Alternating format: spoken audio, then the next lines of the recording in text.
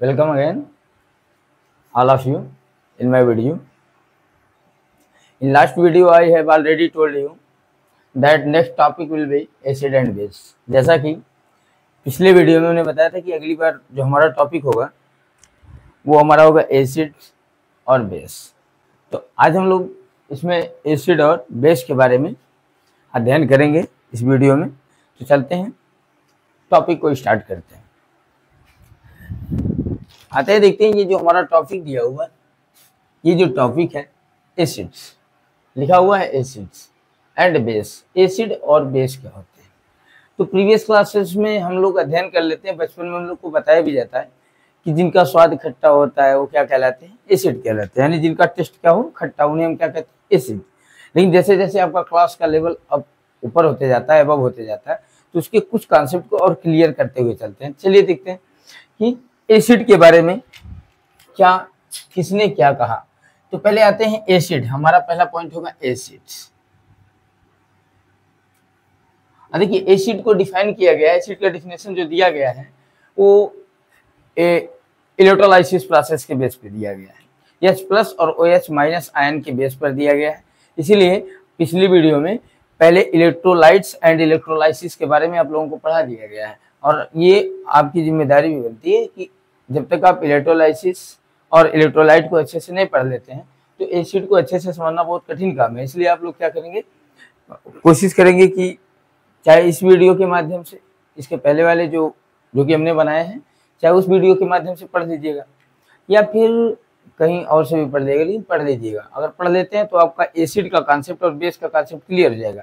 तो एसिड के बारे में देखिए, जो डिफिनेशन था, ये एसिड, इसका एक बेसिक कॉन्सेप्ट यह है, अम्ल की जो मूल अवधारणा है वो कहीं ना कहीं पहले स्टार्टिंग में खट्टेपन से है। तो इसमें बताया जाता है कि ऐसे पदार्थ जिनका टेस्ट जो होता है खट्टा होता है उनको हम क्या कहते हैं? एसिड कहते हैं।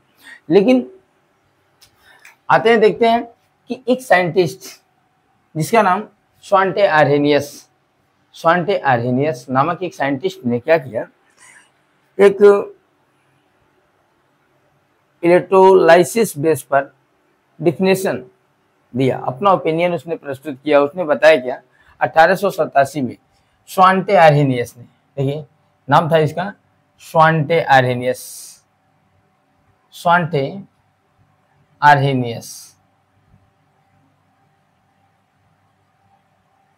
1887 में इसने बताया, क्या बताया?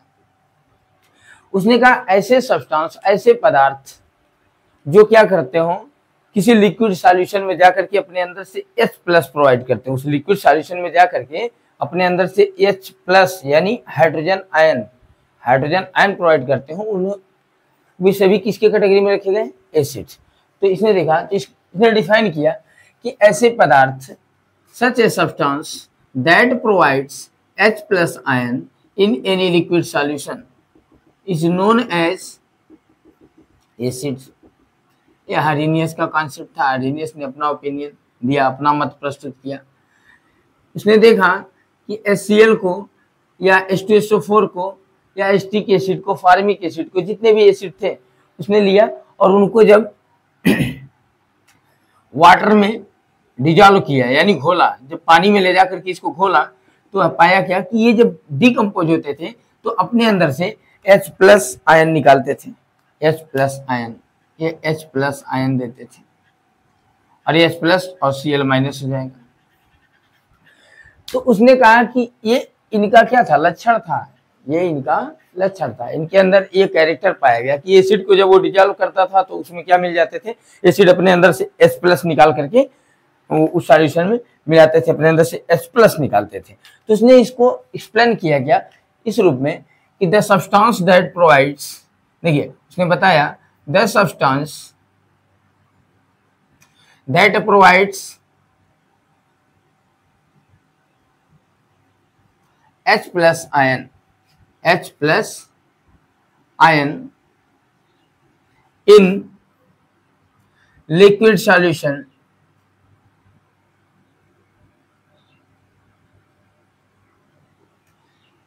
is known as acid। उसने नाम दिया कि ऐसा सब्सटेंस, ऐसा मटेरियल, ऐसा पदार्थ जो किसी लिक्विड में जा करके क्या करता हूं, अपने अंदर से H+ निकालता हूं, उसी को उसने नाम दे दिया क्या, एसिड। और फिर एसिड को इस तरह से उसने डिफाइन किया। और ऐसे ही अब बेस को भी उसने एक्सप्लेन किया। तो बेस के बारे में क्या कहा गया, देखिए बेस के बारे में भी उसने अपना ओपिनियन दिया, डिफाइन किया, बेस को एक्सप्लेन किया कि द सब्सटेंस दैट, ऐसे सब्सटेंस, समझ लीजिए इसको ऐसे समझते हैं, ये पहले देखिए कि H+ जो दिए वो क्या कहला गए, एसिड्स। और फिर कहा कि ऐसे सब्सटेंस जो किसी लिक्विड सॉल्यूशन में डिसॉल्व होकर के, घुल करके, डिकम्पोज होकर के, जा करके अपने अंदर से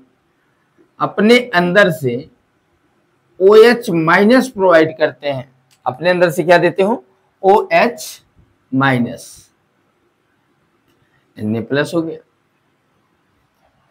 जो अपने अंदर से किसी लिक्विड सॉल्यूशन में जाने के बाद क्या देते हैं, OH-, उनको क्या कहा उसने, बेस कहा।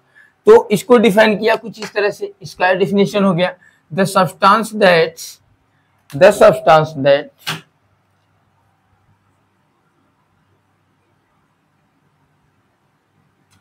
That provides OH- ion in a liquid solution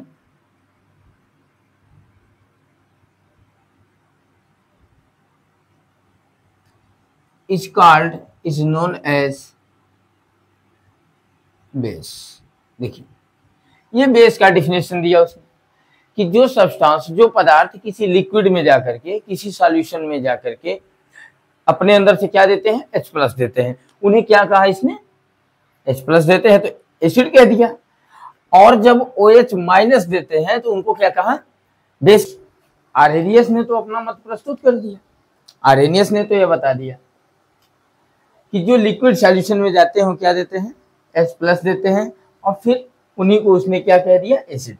और फिर बेस के बारे में क्या कह दिया कि जो OH- देते हैं लिक्विड सॉल्यूशन में, उन्हें क्या कह दिया, बेस।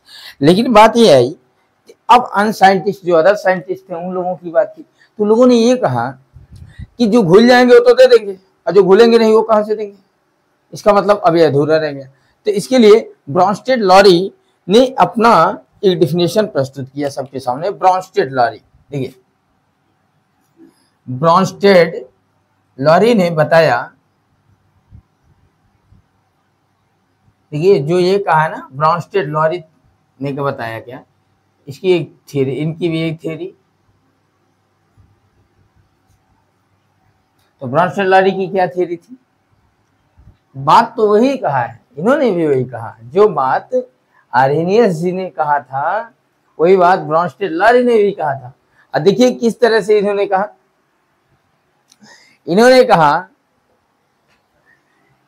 कि जो सब्सटेंस दूसरे सब्सटेंस को प्रोटॉन देते हैं, यानी प्रोटॉन जो डोनर होते हैं, जो प्रोटॉन के डोनर होते हैं, यानी जो प्रोटॉन डोनेट करते हैं, उन्हीं को इन्होंने क्या कह दिया, एसिड कहा। तो कहा किस तरह से, द सब्सटेंस दैट प्रोवाइड्स, देखिए इसने सीधी सी भाषा में कहा, the substance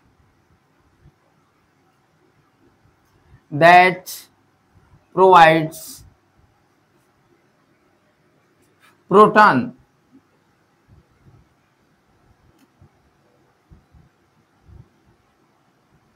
is called acid. Acid कह दिया किसे कहा, कि जो लोग क्या डोनेट करते हो, प्रोटॉन डोनेट करते हो, यानी इन्हें प्रोटॉन डोनर के नाम से जाना जाने, किसे कहा, ब्रॉन्स्टेड लॉरी ने। और फिर बेस के लिए उन्होंने कहा, द सब्सटेंस दैट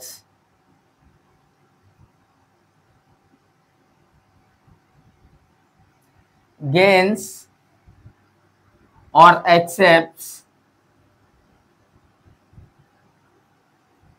proton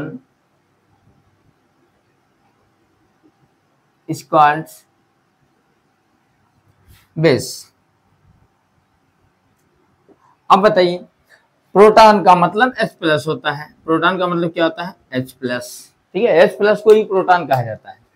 तो बात तो उनकी उसी जो आर्हेनियस का थ्योरी है उसी थ्योरी के अकॉर्डिंग ये भी बात कही गई है। दोनों में अंतर किस चीज का है कि उन्होंने ये कहा था कि लिक्विड सॉल्यूशन में, इन्होंने सीधे सीधे कह दिया कि दूसरे को तो, अब चाहे वो लिक्विड सॉल्यूशन में, चाहे सॉलिड टू सॉलिड हो, चाहे सॉलिड से गैस में दे रहा हो, चाहे गैस से लिक्विड में दे रहा हो, कहने वाला डिजॉल्व होकर दे रहा हो या बिना डिजॉल्व हुए दे रहा हो, तो इसने सीधे कहा कि जो प्रोटॉन दिया वो एसिड्स और जो प्रोटॉन लिया वो बेस। तो ये रहा हमारा definition, definition related acid and base. तो इसके बाद हम लोग क्या कर रहे हैं, चलिए आते हैं डिफिनेशन के बाद।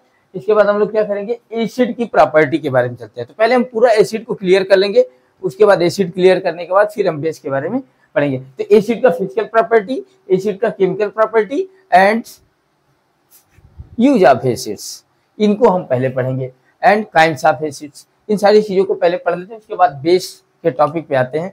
हो सकता हो बेस के लिए नेक्स्ट टॉपिक हम नेक्स्ट वीडियो बनाए, क्योंकि वीडियो लंबा हो जा रहा है, इसलिए हम बेस के लिए हो सकता हो नेक्स्ट वीडियो बनाएंगे, क्योंकि अभी एसिड का बचा हुआ है। तो चलिए आते हैं एसिड को हम लोग समझते हैं, एसिड क्या है। तो हमारा टॉपिक है एसिड। एसिड की फिजिकल प्रॉपर्टी को पहले हम देखेंगे। फिजिकल प्रॉपर्टी, फिजिकल प्रॉपर्टी क्या होती है? देखिए, फिजिकल का मतलब होता है भौतिक, हिंदी में उसको बोलते हैं भौतिक। हिंदी में फिजिकल मीन्स होता है भौतिक। तो फिजिकल की बात करें तो भौतिक कहते किसको है?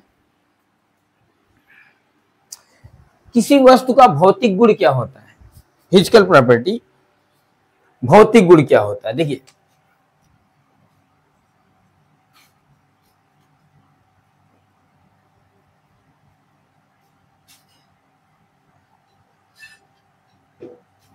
भौतिक गुण, तो भौतिक एक शब्द है, भौतिक, फिजिकल, फिजिकल, भौतिक गुण क्या होता है? तो भौतिक गुण का मतलब होता है, देखिए, किसी वस्तु, व्यक्ति, स्थान या पदार्थ, कोई भी चीज है कि जिस गुण का पता आप ज्ञानेंद्रियों द्वारा लगा सकते हो, उन्हीं को भौतिक गुण कहा जाता है। जैसे अब पूछ रहा है ये सॉलिड है कि गैस है, जिसको हमें कहीं लैब में ले जाने की जरूरत नहीं है, इसको हम सीधे सीधे देखेंगे और बता देंगे देखिए ये सॉलिड है। कलर बता सकते हैं ब्लैक है, लेंथ बता सकते हैं इतना है, यानी ये सारी चीजें अगर आप बता रहे हैं किसी का, तो समझ लीजिए आपने क्या बताया है? भौतिक गुण बताया है। क्या बताया है? भौतिक गुण बताया। तो भौतिक गुण आप बताएंगे। तो चलिए एसिड का, तो ज्ञानेंद्रियों में हमारा जीभ भी आता है, टंग आता है, जीभ। एसिड का फर्स्ट प्रॉपर्टी, जिसको हम बहुत पहले से ही उसे ही डिफिनेशन माना करते थे, तो डिफिनेशन में वो फिजिकल प्रॉपर्टी के थ्रू आता है। तो आते हैं, तो पहला हो गया हमारा फिजिकल प्रॉपर्टी हो जाएगा, it has the taste of salt, the taste of salt,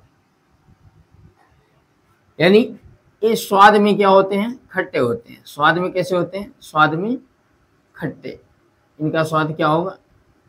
खट्टा होगा। तो स्वाद में ये खट्टे होते हैं। it is corrode,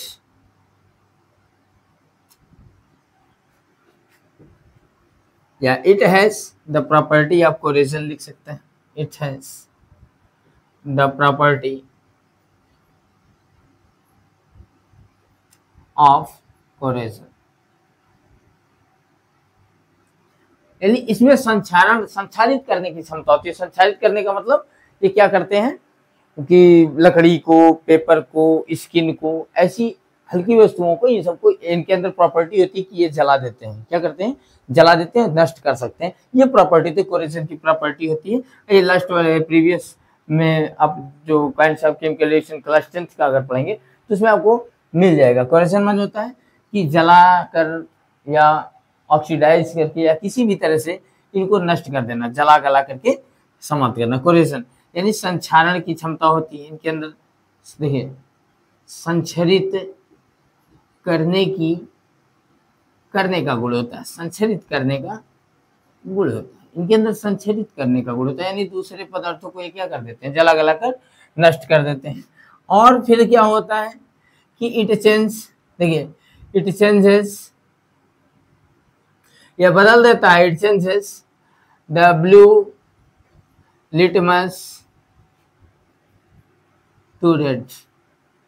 ये क्या करता है कि नीले लिटमस पेपर को नीले लिटमस पेपर को क्या कर देगा, ये लाल कर देता है। ये नीले लिटमस पेपर को क्या करता है, लाल करता है। अब लिटमस पेपर क्या होता है, लिटमस पेपर लाइकान के पौधे से बनाया जाता है, लाइकान बोला जाता है, और उसी के पौधे से ये बनाया जाता है, जो एक प्रकार का सूचक होता है, इंडिकेटर। सूचक का मतलब जो सूचना देता है कि एसिड है कि बेस है। तो अगर उसके नीले वाले पेज को, नीले पेपर को हम लेकर के एसिड में डाल रहे हैं तो पता चलता है कि वो रेड हो गया। तो इससे पता चलता है सॉल्यूशन क्या है, हमारा एसिड है। तो एसिड का ये प्रॉपर्टी हो गया। और एक चीज और है जो कि आप रख सकते हैं, जैसे इसका पीएच अगर देखेंगे, आगे चल के पढ़ेंगे पीएच क्या होता है, पीएच क्या चीज है। तो पीएच वैल्यू इसका लेस देन होता है 7। तो ये हमारा फिजिकल प्रॉपर्टी। फिजिकल प्रॉपर्टी में आप उसके टेस्ट को बता सकते हैं, उसके कलर को बता सकते हैं, वो अगर सॉलिड में पाया था सॉलिड में बता सकते हैं, उसके स्टेट को बता सकते हैं, या स्मेल आता है तो उसके स्मेल को भी बता सकते हैं। तो फिजिकल प्रॉपर्टी की जरूरत है। अरे फिजिकल एक ऐसा कोई बहुत बड़ा चीज नहीं है। फिजिकल वो होता नहीं है, कहीं जब कोई जाता है, जैसे आप लोग देखते हो कि आर्मी हुआ, पुलिस हुआ, ऐसे में कहीं भर्ती वर्ती देखने जाते हैं लोग, तो लोग कहते हैं कि मेरा फिजिकल होने वाला है, या फिर कोई लोग कहते हैं मेरा फिजिकल हो गया, मेडिकल बाकी है। तो मेडिकल अलग क्यों होता है, क्योंकि उसमें क्या किया जाता है, उसमें उन प्रॉपर्टीज को चेक किया जाता है उस बंदे की जो अंदर होता है, जैसे बीमारी, ब्लड ग्रुप और ब्लड सेल्स से रिलेटेड। कहीं ऐसा तो नहीं है कि अंदर उसके कुछ गड़बड़ी है, कोई डिसीज हो या कोई बीमारी हो, तो उसका चेकअप कहाँ करेंगे, मेडिकल में जाके। तो इसीलिए बोला जाता है कि वो मेडिकल। तो वो यहाँ पे फिजिकल वर्ड वही चीजें हैं जो देख करके, जैसे लेंथ नापा जाता है, लंबाई नाप लेते हैं, उसका वेट कर लेते हैं, ठीक है। तीन सारी चीजों को फिजिकल में रखा जाता है। फिजिकल जो प्रॉपर्टी यहाँ पे एसिड में यही रख सकते हैं। अब आते हैं इसके बाद चर्चा करते हैं, ले चलते हैं आप लोगों को केमिकल प्रॉपर्टी की ओर। ये केमिकल जो प्रॉपर्टी है हमारा, ये केमिकल प्रॉपर्टी को आपको याद करना पड़ेगा हर हाल में। देखिए इसके लिए ऐसा नहीं है, लैब में जब जाएंगे आप तो लैब में चेक करने को आपको मिलेगा, लेकिन ऐसा नहीं है कि यहाँ पे हमने फार्मूला लगा दिया ऐसे डायरेक्ट हो गया, तो ऐसा नहीं है। लैब में किया हुआ चीज है, ये लैब में लोग करके तब इसको जाकर के क्या किया जाता है, लोगों के सामने रखा जाता है, लैब में रखा जाता है। तो इनको हम पढ़ेंगे। चलिए आते हैं केमिकल प्रॉपर्टी की बात करते हैं कि एसिड का केमिकल प्रॉपर्टी क्या होता है। देखिए एसिड का केमिकल प्रॉपर्टी,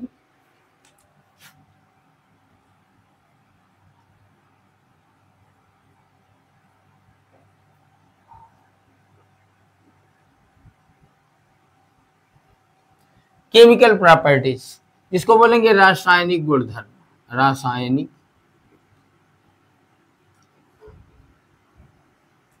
नाम से ही पता चल जा रहा है कि रासायनिक गुण। इसमें हम ये पढ़ेंगे कि एसिड किसके कांटेक्ट में जाता है तो क्या बनाता है, जब एसिड किसी से रिएक्ट करता है तो क्या बनाता है, अगर एसिड के कांटेक्ट में कोई आए तो क्या बनता है, ये देखना है कि एसिड किस प्रकार के सब्सटेंस से मिलकर के क्या बनाता है। तो चलिए आते हैं इसका फर्स्ट प्रॉपर्टी हम देखते हैं। फर्स्ट प्रॉपर्टी क्या है, फर्स्ट है पहला, तो ऐसे पूरा थ्योरी नहीं लिखने की बजाय डायरेक्ट में देखिए, मेटल जब when metal reacts with metal sorry in opposite direction, अभी बताया जाएगा मेटल क्यों पहले नहीं लिखेंगे, बाद में लिखेंगे मेटल को। और वैसे एसिड का हम पढ़ा है इसलिए एसिड पहले लिखेंगे, तो लिखेंगे acid reacts with metal, acid reacts with metal, it provides the product in form of metallic salt and hydrogen gas। देखिए ये रहा हमारा फार्मूला। तो देखिए ये हो गया, समझ लीजिए फार्मूला आपका। एक को याद करने से दो दो तीन तीन चार चार फायदे, एक अगर आप याद करेंगे तो कम से कम 2-3-4 फायदा होगा। देखिए अभी देखिएगा, अभी बताया भी जाएगा कि 2-3-4 फायदे क्या है। अभी देखिए क्या लिखा हुआ, एसिड मेटल के साथ रिएक्ट करके मेटालिक साल्ट बनाता है। तो हमें मेटल तो पता होना चाहिए, तो मेटल में कौन आते हैं, जैसे पहले तो जान लीजिए कि मैक्सिमम मेटल वाले जो हमको, अगर लोअर क्लास है ना, मेरा लोअर क्लास है, लोअर क्लास तक हमको अटेंड करना, इसके लिए बेहतर होगा कि हम ज्यादा नहीं ऐसे याद कर लें कि जिसके जिसके लास्ट में यम आता है, देखिए जिसके जिसके लास्ट में यम आता है वो सब किस में आ जाएंगे, लगभग आ जाएंगे, मैक्सिमम 95% आ जाएंगे जो यम वाले हैं वो मेटल में आते हैं। और ये मेटल में कौन कौन है, यम, सोडियम, पोटेशियम, एल्यूमिनियम, मैग्नीशियम, देखिए यम यम यम आ रहा ना, तो ये हमारे मेटल होते हैं। तो चलिए कोई मेटल लेते हैं। अब देखिए इसका एग्जाम्पल एसिड पहले ले लेते हैं। हमारे पास एक एसिड है HCl और इसके कांटेक्ट में आ रहा मान लीजिए हमारा पोटेशियम। तो अभी देखिए तो ये फार्मूला लगा हुआ है कि acid plus metal gives out metallic salt plus hydrogen. तो अब ये बनेगा मेटालिक साल्ट। तो मेटल हमारा कौन है यहाँ पे? पोटेशियम। पोटेशियम के साथ यहाँ पे हाइड्रोजन की साल्ट बनाने का बेहतरीन तरीका, किसी एसिड को लीजिए, एसिड में से हाइड्रोजन का पूरा पार्ट निकाल दीजिए आप, उसके बाद जहाँ बच्चे वहाँ मेटल जोड़ दीजिए, साल्ट बन के रेडी हो गया। तो यहाँ पे हम क्या किया, हाइड्रोजन को निकाल करके अलग कर दिया। देखिए हाइड्रोजन गैस बना हुआ। तो पोटेशियम की वैलेंसी 1 होती है, क्लोरीन की वैलेंसी भी 1 होती है। तो ये बन गया KCl, ये हो गया हमारा KCl। लेकिन इतना तो श्योर है हाइड्रोजन गैस निकलेगा। तो यहाँ पे जब आप लिखेंगे हाइड्रोजन गैस H2, तो यहाँ पे देखिए हाइड्रोजन कितने हो जा रहे हैं? 2 हो जा रहे हैं। इसको आप बैलेंस कर लेंगे। तो देखिए यहाँ पे 2HCl करना पड़ेगा आपको, यहाँ पे इसको भी 2 करना पड़ेगा, यहाँ पे 2 करना। देखिए बन के रेडी हो गया। तो कहेंगे क्या कि जब कोई मेटल एसिड मेटल के कांटेक्ट में आता है तो मेटालिक साल्ट बना करके हाइड्रोजन गैस निकालता है। इस तरह से आप बनाते जाइए। तो आपका हो गया मान लीजिए H2SO4, दूसरा एसिड लिया हमने H2SO4, इसके साथ हमने सोडियम ले लिया। अब यहाँ देखिए यहाँ पे सोडियम लिया हमने। तो अब आते हैं यहाँ पे देखते हैं। तो एक चीज तो क्लियर है कि हाइड्रोजन गैस बनेगा, क्योंकि फार्मूला वहां पे सीधे कहा है, इसमें लिखा हुआ है कि एसिड मेटल के कांटेक्ट में आएगा तो मेटालिक साल्ट और हाइड्रोजन गैस बनाएगा। तो हाइड्रोजन हमने लिख दिया। अब आते हैं बाकी हाइड्रोजन निकाल दीजिए। हाइड्रोजन को निकालने के बाद जो बचता है उसी को मेटल से जोड़ना है, आपका साल्ट बन के रेडी हो जाएगा। तो देखिए NaSO4 के साथ, तो इसको चेक करते हैं। Na की वैलेंसी कितनी होती है? 1। SO4 की वैलेंसी कितनी होती है? SO4 की वैलेंसी -2 की होती है। ये माइनस होता है, ये प्लस होता है। तो देखिए ऐसे इस तरह से Na2SO4, तो ये बन गया हमारा Na2SO4। ये हमारा बन के कंपाउंड रेडी हो गया। इसी तरह से फिर आ जाइए, मान लीजिए हमारे पास जिंक है, ZnHCl, फिर हाइड्रोक्लोरिक एसिड ले लिया हमने। यहाँ पे देखिए अभी बैलेंस नहीं हुआ है, इसको बैलेंस करने के लिए Na2 अभी को नजर पड़ रही है हमारी, ध्यान नहीं है। Na2 यहाँ है ना, तो यहाँ पे 2 से मल्टीप्लाई कर दीजिए, हो गया। अब यहाँ देखिए HCl लेते हैं, फिर HCl कांटेक्ट में मान लीजिए जिंक के कांटेक्ट में आ रहा है जिंक, तो हाइड्रोजन गैस तो निकलेगा, फिर हाइड्रोजन यहाँ बना दीजिए। हाइड्रोजन लिख दिया, हाइड्रोजन लिखा। अब आते हैं हाइड्रोजन निकाल देते हैं। Cl और Zn के बीच रिलेशन देखते हैं क्या होता है। तो Zn की वैलेंसी कितनी होती है? 2 होती है, और Cl की वैलेंसी कितनी होती है? 1 होती है। ऐसे बनाएंगे तो होगा ZnCl2। तो ये बन गया ZnCl2, ZnCl2 बन गया। तो अब इसको हम बैलेंस करने की कोशिश करेंगे। यहाँ पे लेंगे 2HCl, ये हो गया हमारा। देखिए जितने एसिड है मेटल के कांटेक्ट में आ रहा है, बनते जा रहा है। ऐसे कॉपर को ले लीजिए, मान लीजिए हमारे पास है फिर ले लीजिए H2SO4 ले लीजिए, फिर प्लस मान लीजिए कॉपर है, तो कॉपर को हमने लिया। तो कॉपर के साथ जब ये जा रहा है तो फिर वही प्रोसेस अपनाएंगे। हाइड्रोजन निकलेगा बाहर, हाइड्रोजन गैस बाहर, हाइड्रोजन गैस बाहर हो गई। अब कॉपर और सल्फेट के बीच वैलेंसी देखते हैं। तो कॉपर की वैलेंसी कितनी होती है? 2, और सल्फेट की वैलेंसी कितनी होती है? ये भी 2 होती है। तो वैलेंसी दोनों का सेम है, तो सीधे लिखा जाएगा CuSO4, CuSO4। अभी देखिए इस तरह से हम देख रहे हैं ऐसे रिएक्शन आप देखते चले। ये फार्मूला हो गया, ये फर्स्ट हो गया एग्जांपल, सेकंड हो गया एग्जांपल, इसके बाद थर्ड एग्जांपल। ये हो गया आपका प्रॉपर्टी नंबर फर्स्ट। ये फर्स्ट प्रॉपर्टी है कि जब कोई एसिड किसी मेटल से रिएक्ट करता है तो वहां पे क्या बनता है? मेटालिक साल्ट बनता है और हाइड्रोजन गैस वहां से रिमूव होता है।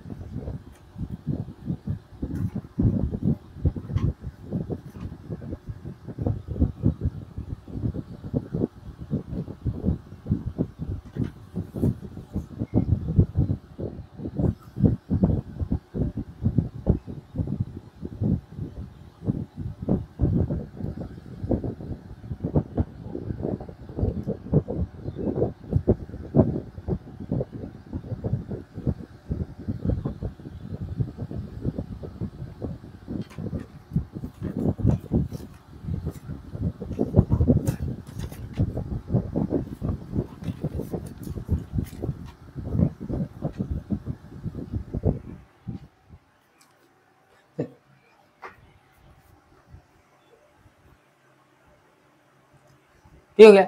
अब देखते हैं कि सेकंड प्रॉपर्टी की, पहली प्रॉपर्टी हमारी हो गई कि फर्स्ट प्रॉपर्टी में क्या हमने देखा कि एसिड जब मेटल से रिएक्ट करता है तो मेटालिक साल्ट और हाइड्रोजन गैस बनता है। इसके 5-4 आपके सामने एग्जांपल भी हैं, तो कुछ एग्जांपल आप लोग अपनी तरफ से लिख सकते हैं। तो चलिए आते हैं सेकंड प्रॉपर्टी की बात करते हैं। सेकंड प्रॉपर्टी की बात कर लेते हैं, आते हैं देखते हैं।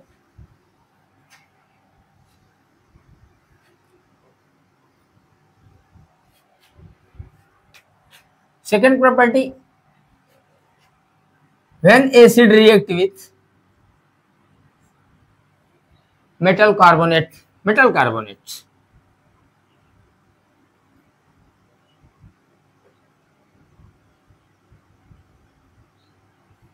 जब कोई एसिड यानी मेटल कार्बोनेट से रिएक्ट करता है तो यहाँ पे साल्ट, ये मेटालिक साल्ट बनता है, प्लस वाटर बनता है। अब वाटर का मतलब हाइड्रेट लिखे सीधे, वाटर बनता है। देखिए साल्ट तो किसका साल्ट बनेगा, मेटल का साल्ट बनेगा, तो यहाँ मेटालिक साल्ट लिखा जा सकता है। वाटर के लिए आप डायरेक्ट H2O लिख सकते हैं, प्लस कार्बन डाइऑक्साइड गैस बनती है तो डायरेक्ट आप CO2 लिख सकते हैं। ये चीजें लिखी जा सकती है। इतना बनता है। तो बनता क्या क्या है, देखिए ये बनता है जब कोई मेटल कार्बोनेट से कौन रिएक्ट करता है, एसिड। तो ये रहा हमारा फार्मूला सेकंड। तो पहला क्या था इसके पहले कि जब कोई मेटल एसिड दोनों कांटेक्ट में आते हैं तो एसिड मेटल से रिएक्ट करके क्या बनाता है, वहां पे भी साल्ट बन रहा था, मेटालिक साल्ट, लेकिन हाइड्रोजन गैस निकल रही थी। यहाँ पे मेटालिक कार्बोनेट है और यहाँ पे क्या बन रहा है, हमारा साल्ट बन रहा है, वाटर बन रहा है और कार्बन डाइऑक्साइड गैस बन रहा है। तो अब इसको देखते हैं, इसमें क्या होता है, कार्बोनेट को देख लेते हैं। जैसे सल्फेट था ना, sulphate is an ion of group of atom, same carbonate also is an ion of group of atom, and carbonate has the valency of 2, CO3 has the valency of -2 and sulfate ion has also the valency of -2। ये आपको याद होना चाहिए।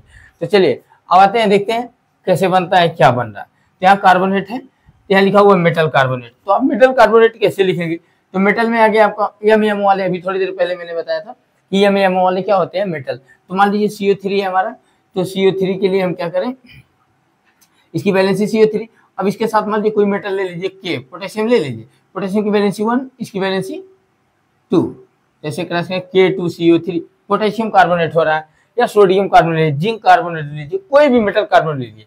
तो चलिए ये acid की बात करें तो एसिड हमने ले लिया HCl, फिर एसिड हमने HCl लिया, HCl के साथ क्या लाए, मेटल कार्बोनेट। तो मेटल के साथ यहाँ पे K2CO3, देखिए लिख लिया हमने K2CO3, ये हो गया पोटेशियम कार्बोनेट। अब यहाँ पे एरो लगाया हमने, देखिए साल्ट लिखा हुआ, उसी मेटल का साल्ट बनाइए, उसी मेटल का साल्ट बनाइए। तो अब ये बताइए मेटल का साल्ट बनाना है, और साल्ट बनाने के लिए आपको क्या करना है, एसिड में से हाइड्रोजन को हटा करके वही मेटल को ले जाके जोड़ देना है। तो यहाँ पे एसिड है HCl, HCl में से हाइड्रोजन जब निकाल देंगे आप तो के यहाँ पे आएगा तो KCl बन जाएगा, क्योंकि पोटेशियम की वैलेंसी कितनी है 1 और Cl की वैलेंसी 1 है, तो ऐसे हो जाएगा, तो हो जाएगा KCl। तो ये बन गया मेटालिक साल्ट। तो यहाँ लिखेंगे साल्ट की जगह पे KCl, ये हो गया KCl। अब प्लस देखिए फिर क्या है हमारा, H2O लिखा हुआ है ना, तो हम सीधे सीधे H2O लिख देंगे, और प्लस CO2 निकल रहा है तो CO2 लिख देंगे। अब इसको बैलेंस करने की कोशिश करेंगे। यहाँ पे देखते हैं हम, क्लोरीन कितना है 1, यहाँ क्लोरीन कितना है 1, यहाँ पे देखिए पोटेशियम कितना है 2, यहाँ पे पोटेशियम कितना है 2। अब हाइड्रोजन को काउंट कर लेते हैं, हाइड्रोजन है 2, जबकि ऑक्सीजन है 3, तो ऑक्सीजन देख लीजिए 2 1 3, कार्बन 1 है तो 1। अब रही बात किसकी, बात फंस रही है किसकी, ये इसकी क्या बोलते हैं, पोटेशियम की। तो पोटेशियम के पहले यहाँ पे KCl के पहले कितने का मल्टीप्लाई कर दिया, 2 का, तो हो गया 2 KCl, और Cl भी कितना हो गया 2। हाइड्रोजन सिंगल में यहाँ पे डबल है, यहाँ पे हाइड्रोजन क्या है, सिंगल है, तो इसको बैलेंस करेंगे 2। अब देखिए पूरा बैलेंस हो चुका होगा, क्योंकि हाइड्रोजन 2 हो गया, क्लोरीन 2 हो गया, तो देखिए 2 क्लोरीन 2 हाइड्रोजन हो गया। ऑक्सीजन काउंट कर लेते हैं, ऑक्सीजन 3 हो गया, 1 2 3 हो गया, और कार्बन 1 है तो यहाँ पे कार्बन 1 है। तो ये रहा हमारा क्या, सेकेंड प्रॉपर्टी का एग्जाम्पल। और भी ले लेते हैं, मान लीजिए हमारे पास फिर H2SO4 है, सल्फ्यूरिक एसिड है, और प्लस मान लीजिए दूसरा कार्बोनेट को MgCO3 ले लीजिए, मैग्नीशियम कार्बोनेट ले लीजिए। अब इसका रिएक्शन लिखिए, तो फिर क्या करना है हमको, सॉल्ट बनाना है। तो एसिड में से क्या करेंगे हम, एसिड में से H2 को निकाल देंगे, H2 को निकाल दिया बाहर। अब बचा सल्फेट, सल्फेट के साथ Mg जुड़ेगा तो हो जाएगा हमारा क्या, MgSO4, MgSO4। और जब MgSO4 हो गया तो MgSO4 के बाद H2 निकल गया यहाँ से। अब रही बात क्या बना रहा है ये H2O, तो चलिए H2O भी लिख दिया हमने। और फिर बचा क्या है, कह रहा कि और क्या बनता है, कार्बन डाइऑक्साइड गैस, तो CO2 भी हमने लिख दिया। अब इसको बैलेंस करने की कोशिश करते हैं। CO2 CO3 ये तो क्लियर है, Mg सिंगल है, Mg सिंगल है भी क्लियर है, SO4 अकेला है भी कैंसिल। देखिए H2O ये बैलेंस है ऑलरेडी। तो ये हमारा सेकंड एग्जांपल। थर्ड की बात करें, हम आ जाते हैं, लिख लेते हैं कोई और फिर ले लेते हैं, मान लीजिए कॉपर ले लीजिए, कॉपर के साथ किसी एसिड को लीजिए, फिर ले लीजिए आप HCl को, HCl लिया हमने और फिर ले लीजिए कॉपर को, कॉपर का CuCO3 कॉपर कार्बोनेट का, या कॉपर कार्बोनेट का ले लीजिए, और फिर बनाएंगे तो कॉपर के साथ क्लोरीन को रखेंगे तो होगा कॉपर क्लोराइड CuCl2, यह बन गया आपका। इसको आप लिख सकते हैं, इसी तरह से बना सकते हैं। कॉपर क्लोराइड क्या हो गया एग्जांपल। और उसके बाद फिर देखिए क्या हो गया हमारा, H2O की बात करें तो H2O फिर बनेगा ही बनेगा। अब फिर बात करें कार्बन डाइऑक्साइड बनेगा बनेगा बनेगा।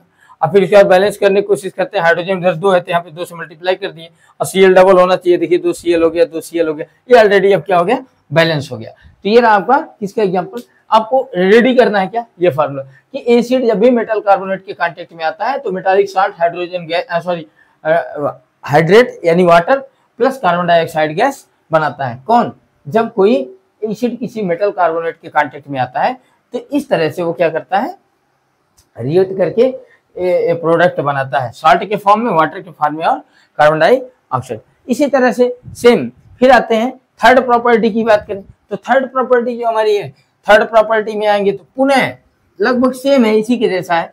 आपको देखिए केमिकल प्रॉपर्टी याद होना चाहिए कि when acid reacts with metal bicarbonate, metal bicarbonate का मतलब बोलते हैं मेटल हाइड्रोजन कार्बोनेट, तो यहाँ पे हम लिख दें मेटल बाइकार्बोनेट। चलिए हमने लिख दिया मेटल बाइकार्बोनेट, तो बाई का मतलब यहाँ पे हाइड्रोजन कार्बोनेट। जैसे मान लीजिए यह CO3, CO3 को हम क्या पढ़ रहे हैं, ध्यान से CO3 को हम पढ़ते हैं कार्बोनेट, जैसे इसकी वैलेंसी 2, जैसे ही H जुड़ गया HCO3 आया तो इसकी वैलेंसी -1 हो गई, इसका नाम बाइकार्बोनेट हो जाएगा। क्या हो जाएगा, बाइकार्बोनेट, पहले कार्बोनेट फिर बाइकार्बोनेट। ऐसे ही सल्फेट की बात करें तो SO4 की वैलेंसी कितनी है, -2, तो यह हमारा सल्फेट। और जैसे ही H आकर के इसमें जुड़ता है ना, HSO4 हुआ, HSO4 की बात करें तो इसकी वैलेंसी -1 हो जाएगी। ऐसे पढ़ेंगे बाई सल्फेट, ये बाई सल्फेट, ये बाइकार्बोनेट, ऐसे ये सल्फेट और ये कार्बोनेट, यानी H जुड़ने से इसे हाइड्रोजन सल्फेट भी पढ़ सकते हैं या बाई सल्फेट भी पढ़ सकते हैं, इसे हाइड्रोजन कार्बोनेट भी पढ़ सकते हैं, बाई कार्बोनेट भी पढ़ सकते हैं। तो अब की बात नेक्स्ट हमारा जो है नेक्स्ट प्रॉपर्टी है when any acid react with metal by carbonate, when any acid reacts with metal by carbonate.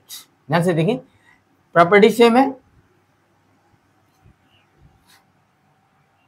When any acid reacts with metal bicarbonate,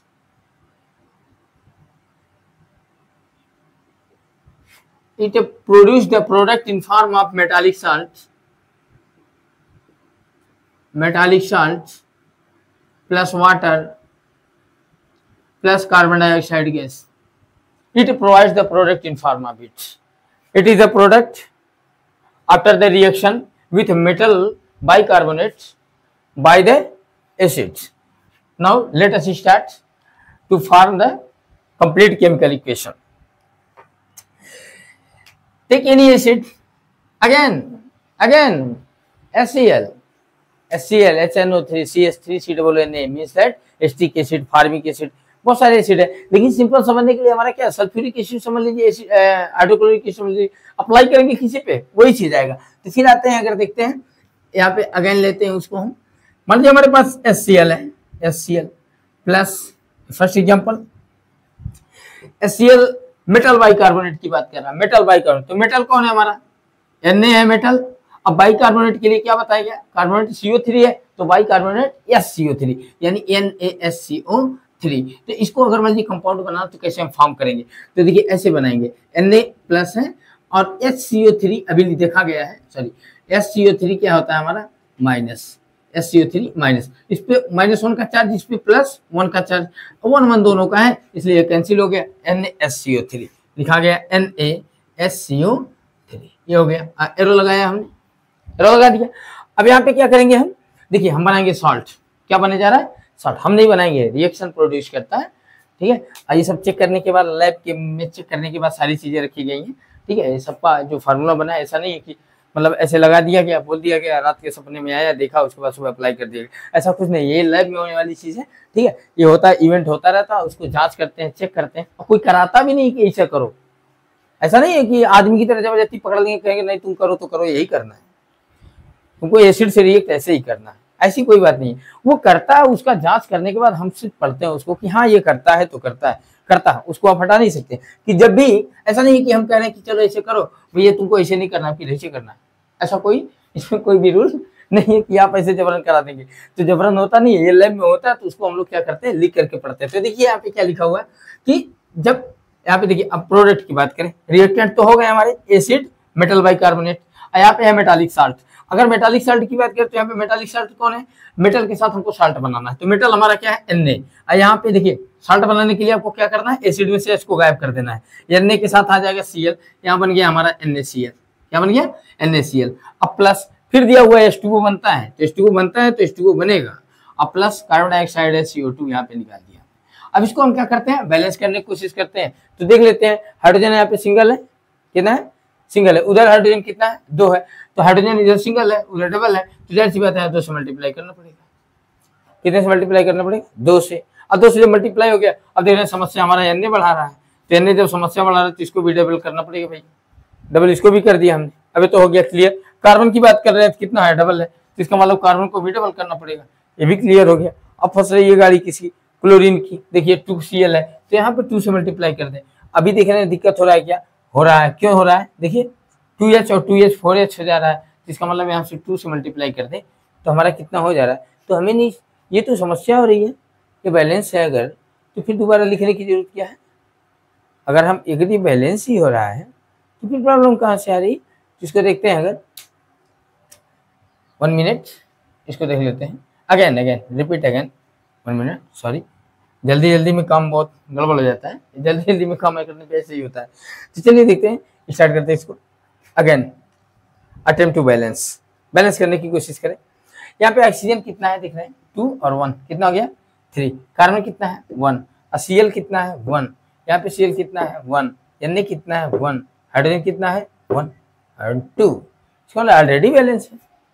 क्योंकि देखिए अभी देखिए ये चेक करने का एक तरीका भी है, इसको आप कैसे, मुझे जल्दी से पता चल गया गड़बड़ हो रहा है। देखिए अगर सबसे पहले 2 2 2 2 2 आ रहा है तो समझ जाइए गड़बड़ है, तो लिखने की जरूरत नहीं है। सबके पहले 3 3 3 3 आ रहा है तो गड़बड़ है। या फिर मान लीजिए इसके पहले 2 आया, इसके पहले 2 आया, यहाँ 4 आ गया, यहाँ 4 आ गया, तब वो गड़बड़ है। तो समझ जाइए पूरे इक्वेशन में जैसे आप मैथमेटिक्स में करते हैं ना, 2 से डिवाइड कर दो, ऊपर तो डिवाइड हो जाता है, यहाँ पे डिवाइड कर सकते हैं, लेकिन यहाँ वाला डिजिट नहीं कि यहाँ वाला काट दें, यहाँ वाला नहीं, यहाँ वाले इनको आपको अगर जरूरत पड़ जाए ना, सब में 5 5 5 लिख दीजिए, पहले 6 6 6 लिख दीजिए, कोई इफेक्ट इस पर नहीं पड़ने वाला है। तो ये हो गया हमारा क्या, फर्स्ट एग्जाम्पल हो गया। सेकंड एग्जाम्पल की बात करें तो मान लीजिए हमारे पास फिर H2SO4 आ गया, और उसके बाद आते हैं किसको बनाते हैं। अब देखते हैं फिर अगर बाइकार्बोनेट को लेकर के हम कॉपर के साथ बनाए तो हमारा बन जाएगा CuHCO3 का होल ट्वाइस, ऐसे लगेगा। अब देखिए ये ऐसा क्यों लिखा हुआ है, क्यों कॉपर बाइकार्बोनेट को ऐसे लिखा गया है, क्योंकि देखिए कॉपर की वैलेंसी कितनी होती है 2, HCO3 की वैलेंसी कितनी लिखी जाती है 1 -1, यहाँ -1 A+2। अब देखिए इसको जब ऐसे करेंगे ना तो कॉपर सिंगल रहेगा, या CO3 को ब्रैकेट मार के लिखना पड़ेगा 2, तो हमने लिख दिया। अब एरो लगाएंगे, अब यहाँ पे क्या लिखा हुआ है NaCl, यानी साल्ट बनेगा, क्या बनेगा साल्ट। साल्ट बनाने के लिए इसको गायब करते हैं हाइड्रोजन को, कॉपर मेटल यहाँ आ जाएगा तो हो जाएगा CuSO4, कॉपर सल्फेट बन गया हमारा।